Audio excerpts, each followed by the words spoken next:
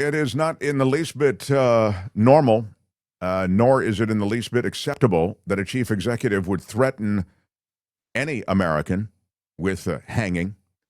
But that's exactly what the current president has done. Albert, let's see a little something on it. Tonight, President Trump criticized by members of both parties after calling 6 Democratic members of Congress, quote, traitors, and accusing them of seditious behavior punishable by death. Representative. It came in response to video released by the Lawmakers, all of whom served in the military or in U.S. intelligence. I was a captain in the United States Navy. Former CIA officer. Former Navy. In the video, the lawmakers reminding members of the military they should not obey illegal orders. Our laws are clear. You can refuse illegal orders. You can refuse illegal orders. You must refuse illegal orders. No one has to carry out orders that violate the law or our Constitution. The lawmakers did not specify which orders they were talking about, but the president enraged, posting a flurry of messages on social media saying they should be arrested and put on trial. Their words cannot be allowed to stand, adding, an example must be set. The president then writing, seditious behavior punishable by death. And he reposted a message from another account that said, hang them. George Washington would. Democrats accusing the president of inciting violence. This puts all of our lives in jeopardy, right? What are we all doing right now? Democrats in the Congress are on the phone with their chiefs of staff, beefing up our security for this weekend and next week, because the president has a lot of unhinged supporters out there. Republicans clearly uncomfortable. The words that the president chose are not the ones that I would use, okay? Obviously, I don't think that these are crimes punishable by death or any of that, okay? Republican Senator Rand Paul was blunt. That kind of rhetoric isn't good and stirs up people among us who may not be stable, who may think, well, traitors, what do we do with traitors? It's a death penalty. Maybe I'll just take matters into my own hands, which is not something we should be encouraging. At the White House, Press Secretary Caroline Leavitt was asked to explain. Just to be clear, does the president want to execute members of Congress? No. Let's be clear about what the president is responding to. Leavitt saying the 6 Democrats are the ones inciting violence. They are literally saying to 1.3 million active duty service members not to defy the chain of command. I spoke with Congressman Jason Crow, a former Army Ranger who was in that video. What would your message to the president be? I don't do fear and intimidation well, and I'm not going to stop. In that video, Democrats cited what they called threats to the Constitution, insisting that the Trump administration is pitting our military against American citizens, but they did not provide any specific examples. Congressman Crow telling me they felt the need to start a conversation after the president made what he called disturbing statements. I don't think that, Randy, just making the point, wow, Johnson actually said something negative about Trump. I think that is about as negative as Johnson gets, but generally speaking, he was equivocal in his response and seemed to suggest that, it was a version of, I don't really know what was said. I saw a couple of those. In fact, I sent you one, Albert. Go ahead and run the Johnson is an important figure in all of this, and he's a total lapdog to Trump. And you can hear and see in this moment how he kind of plays it down the middle. Go ahead, Albert. Speaker, how you doing? The president posted that Democrats who urge service members to not follow illegal orders should be punished. It should be seditious, conspiracy, and punishable by death. Give me a response to that. Look, I know the DOJ and the Pentagon are looking into the legality of all that, but what I can address is what everybody knows. That was wildly inappropriate. It is very dangerous. You have leading members of Congress telling troops to disobey orders. I think that's unprecedented in American history. And as the father of a young man who is, at the Naval Academy, going to be joining the service, I know young soldiers, airmen, sailors, they don't need that kind of nonsense from people in Congress. It is very dangerous. I'm going to let others define what it is, but it's wildly inappropriate. Did he call for inciting violence? No. The president, somebody just showed me who was the president. Someone just showed me what he said.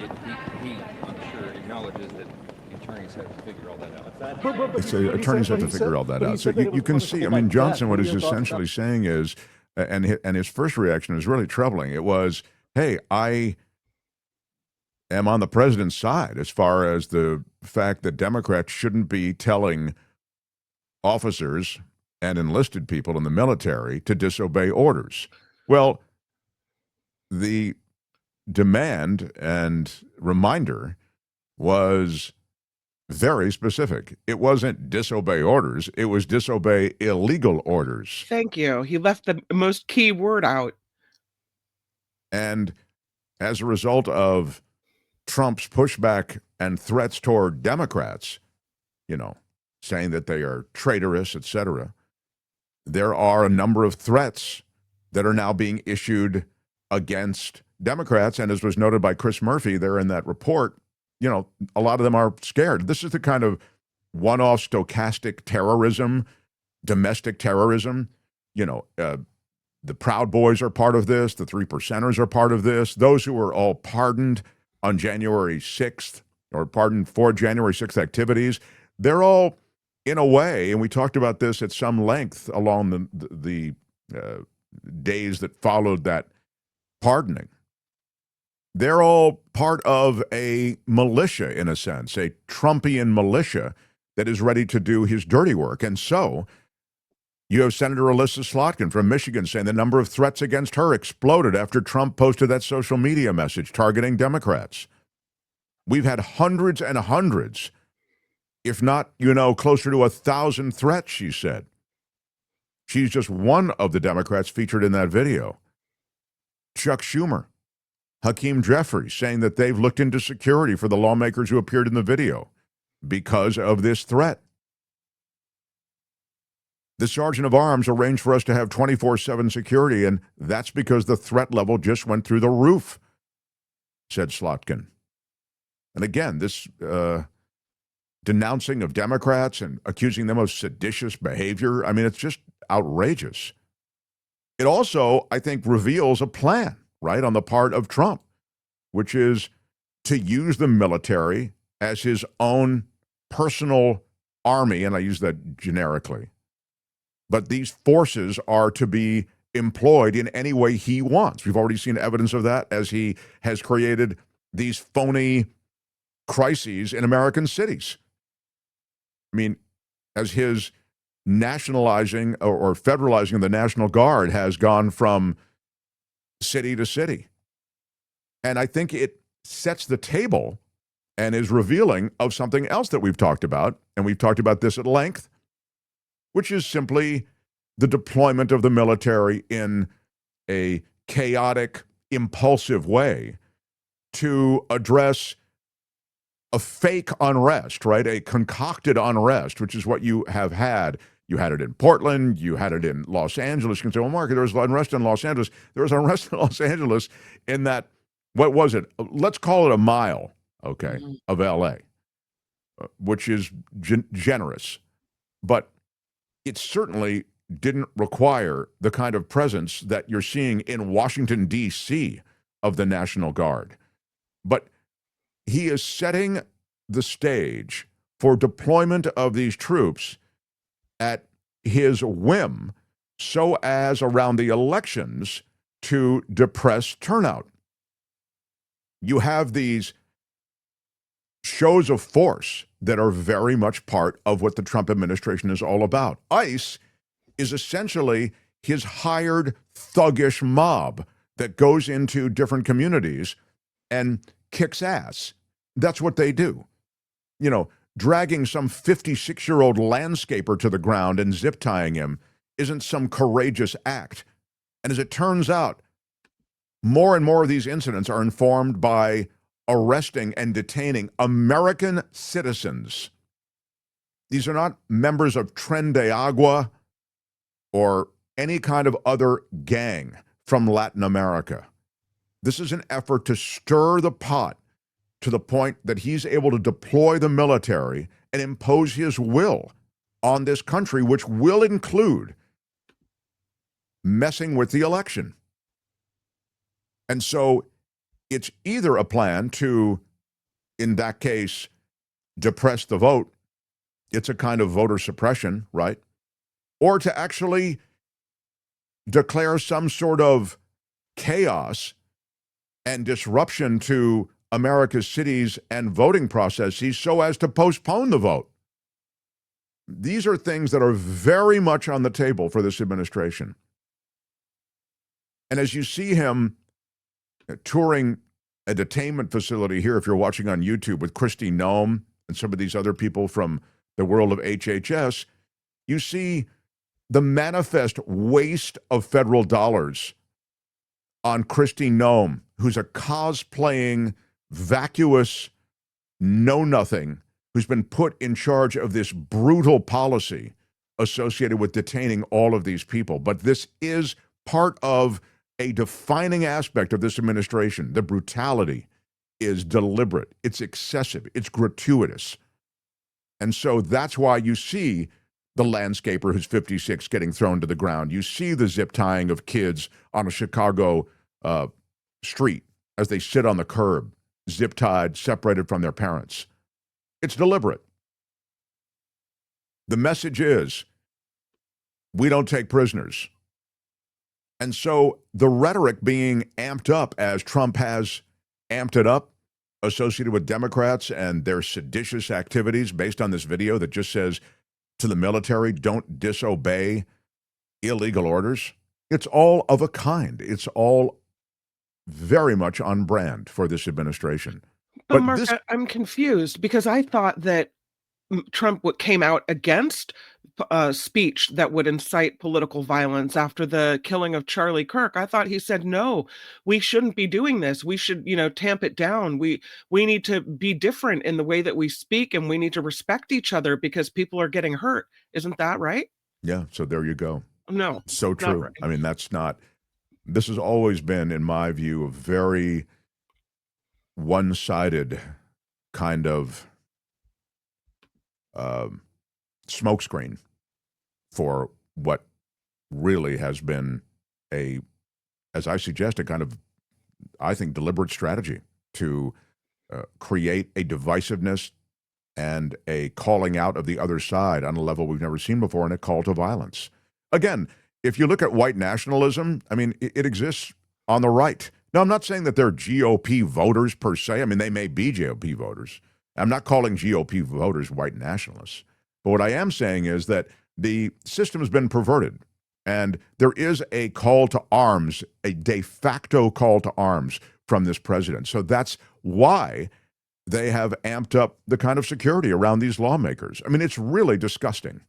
And at the center of it is Trump, and then his acolytes, and you've got MAGA Mike Johnson, who, again, you could only manage some sort of maybe tepid pushback, but essentially backed up the president. I'm thinking, I think it is confusing when the military gets these statements from lawmakers. So that's where we are. And sadly, I think it's, as I say, it's part of a strategy that we're likely to see continuing. The federal workers who are being asked about loyalty as part of the ways in which they can decide whether these people should stay on the job, they are asking a federal judge to block this part of the job application. There is a literal demand for these job applicants to demonstrate their loyalty to President Donald Trump's agenda. The lawsuit was filed by a group of federal labor unions arguing that the White House's merit hiring plan, as it's called, violates applicants' First Amendment rights. The plan was put forth by the Office of Personnel Management, and it includes the following essay question. How would you help the president and his executive orders and policy priorities in your role? Identify one or two relevant executive orders or policy initiatives that are significant to you and explain how you would help implement them if hired. The administration rolled out this question in May. It was part of their hiring plan, but there was pushback. And so they said that you can answer the questions or not answer the questions, and it won't damage your prospects of being hired if you skip them. But this legal group that is assisting the unions in the lawsuit say that this loyalty question is part of 6,000 federal job postings right now. What the hell is going on in the United States of America? Exactly. Caroline Leavitt is saying that the piggy insult that Trump uncorked is showing that he's being honest to people's faces, and as a result, it's a show of respect. Wow. So it's okay to be offensive as long as it's honest? I didn't even understand the honesty part. I mean, the question she asked wasn't piggish, or there's nothing about it. It was just really pretty ridiculous. There is a meltdown in the White House, it seems, overnight, every night. This one is about Jimmy Kimmel. In a middle-of-the-night post from the White House on social media, Donald Trump says, why does ABC fake news keep Jimmy Kimmel, a man with, quote, I shouldn't say quote, it's in capital letters, no talent and very poor television ratings? Why do the TV syndicates put up with it? Also, totally biased coverage. Get the bum off the air. Trump's message came after Jimmy devoted 10 minutes of his Wednesday night monologue to hitting as many of the president's sore spots at once: his wealth, his family, loyalty, his connections to late convicted sex offender Jeffrey Epstein, who once was a close friend. I mean, the great thing about Jimmy is he reads the stuff on the air. Like, he'll read Trump's social media post. I mean, he's wisecracked about, the bill that demands the release of the Epstein files. And he even said, usually when Trump gets a bill, he declares bankruptcy and doesn't pay the bill. And this is after he signed or was to sign the bill, the discharge. Trump hasn't been this nervous about signing something since Don Jr.'s birth certificate, Jimmy said.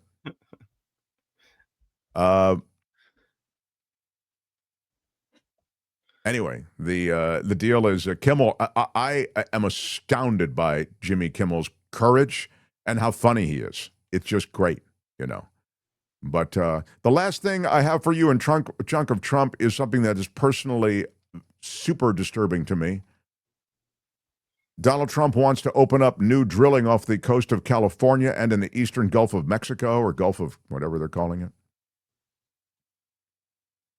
This has a lot of environmental groups pushing back, as you might imagine. And you might have in California pushback, and in Florida you'll have pushback because along the eastern Gulf, that's, off the coast of Florida.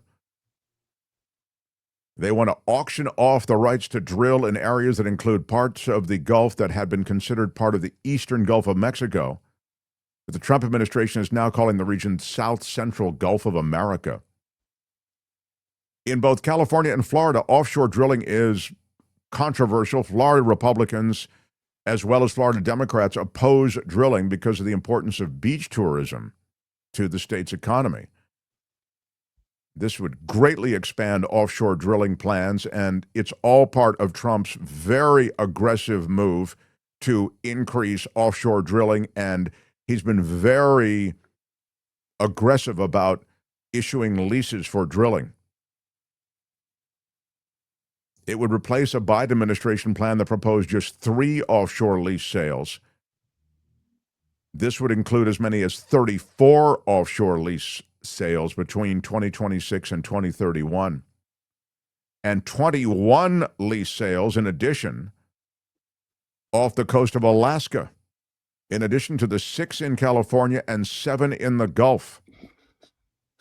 California hasn't seen a new lease sale off its coast since 1984. They do drill under previously issued leases, but there's no new lease and no new drilling going on. I don't think Californians want that. Do you? Of course not. No. We've also had such terrible track record with leaks and with Right. spills. It's brutal. It's overwhelmingly opposed by both parties in the state of California.